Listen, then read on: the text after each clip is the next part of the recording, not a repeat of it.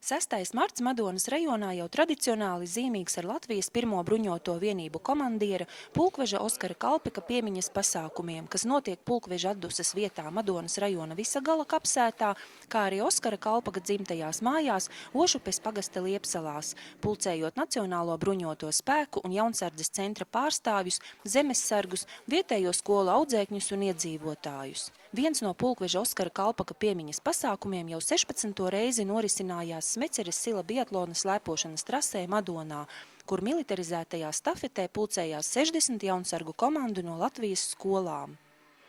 Mēs turpinām tradīciju par pirmā Latvijas armijas virspavēlnieka Oskara Kalpika piemiņas sacensības organizējumu un rajona padomu, Madonas rajona padomu un ar armijas sporta klubu. Jaunsardzes centrs mēs tad organizējam pasākumu, kas ir tāds kā šogad viņš tāds īpašā zīmē, Latvijas armijas 90 gadu zīmē. Un šogad atkal ir daudz komandas sabraukuši. Diemžēl kurzemnieki nav atbraukuši, jo mēs viņam teicām, ka nav cik tālu jābrauc.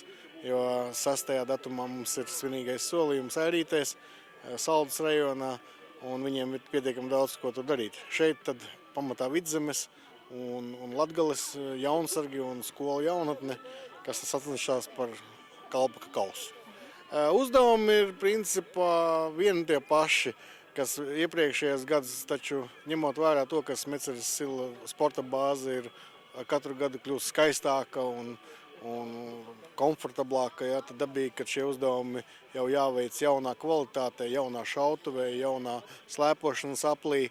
Un ir gan slēpošana, gan skriešana, gan granātas mešana, tāda ritīgi karavīra, tāda šķēršļos, varētu tā viņu nosaukt.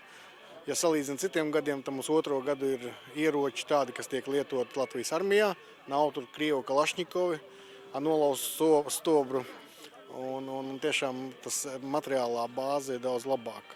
Lai pārvarētu sportiskās disciplīnas, ir jābūt augstam ne tikai fiziskajam sagatavotības līmenim, bet arī vispusīgi attīstītai jaunieša personībai. Jāsaka, ka tiešām jaunsargi, kad vairāk kā 300 jaunsargi šajā sacensībās piedalās, tiešām tie ir tā aktīvā jauniešu daļa, kas tiešām viņi piedalās visur. Viņi dzied koros, dejo dziesmu svētkos vai dzied. Viņi piedalās dramatiskajos pulciņos, viņi iet jaunsargos, skautos, mazpulkos, vanagos. Un man tiešām prieks par tiem aktīvajiem jauniešiem, kas tiešām ir mūsu valsts nākotne.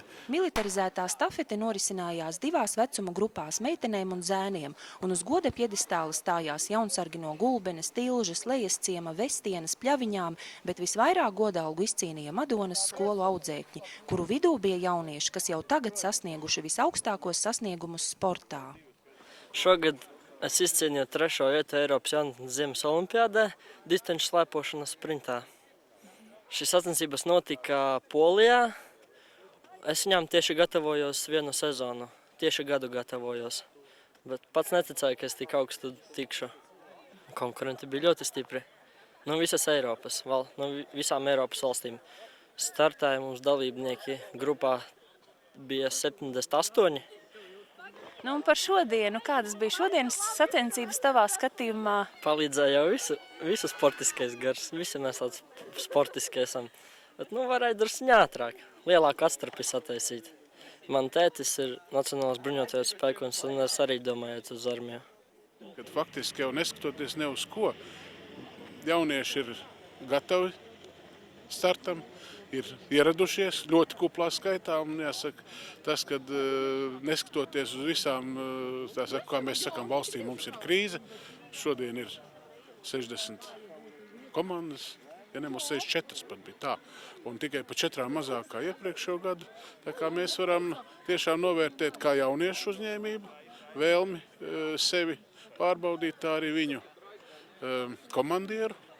Un kā lielākā jaunatnes organizācija Latvijā, vislabāk organizētā, valsts atbalstītā, viņi ir arī patriotiska organizācija. Es domāju, ka tas ir tas, kur mēs redzam savas valsts nākotni. Oskara Kalpika piemiņas kausa izcīņas organizatori ir apņēmības pilni rīkot militarizēto stafeti arī nākošgad.